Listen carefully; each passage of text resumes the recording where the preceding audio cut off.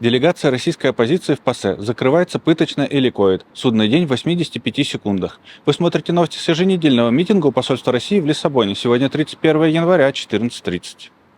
26 января Парламентская ассамблея Совета Европы выбрала 15 делегатов платформы российских демократических сил, 5 из которых вошли по квоте для коренных народов. Русская служба BBC рассказала, кто вошел в состав. А 29 января в Страсбурге прошло первое заседание. Издание The Insider собрало доступную информацию о том, что обсуждалось. По словам юриста Марка Фейгина, все сходятся на том, что выборы все-таки надо проводить при следующей ротации через год. Некоторые участники, в частности хирург Андрей Волна, заявили своей главной целью участия в платформе «Помощь Украине». Директорка регионального медиакоми Дейли Лана Пылаева также стала участницей платформы. Она считает важным, что у коренных народов наконец-то появилась возможность говорить про то, как ущемляются наши права, про сверхцентрализацию ресурсов, про то, что у нас есть свои языки и культуры. И напомнила об опасности, которой подвергаются представители ЛГБТК+, и феминистских организаций.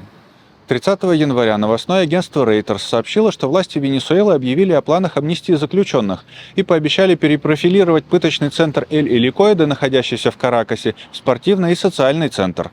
Правозащитная группа Фора Пенал подтвердила освобождение 303 политзаключенных, но сказала, что еще 711 остаются в заключении.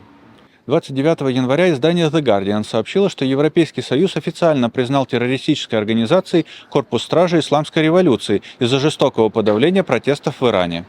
27 января вышел бюллетень ученых-атомщиков, в котором говорится, что часы судного дня, предупреждающие о вероятности глобальной катастрофы, грозящей всему человечеству, переведены всего на 85 секунд до полуночи. Среди причин назвали обострение конфликтов между ядерными державами, гонку вооружений, внедрение ИИ в военную сферу, рост национализма и авторитаризма, а также рост климатических и эпидемиологических рисков, в том числе вызванных патогенами, созданными в лабораториях. 30 января издание «Новая газета Европа» рассказало историю пожилой киевлянки Евгении Бесфамильной, пережившей Холокост, которую соседи звали Баба Женя.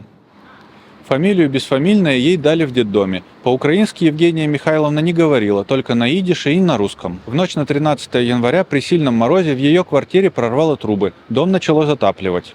Соседи и волонтер, которая носила ей продукты, добились вскрытия двери. Женщину нашли мертвой, ее тело было замерзшим. Киев обесточен российскими ракетами. Россия не их собственность. Если вы хотите, чтобы изменения в России произошли, делайте свой вклад.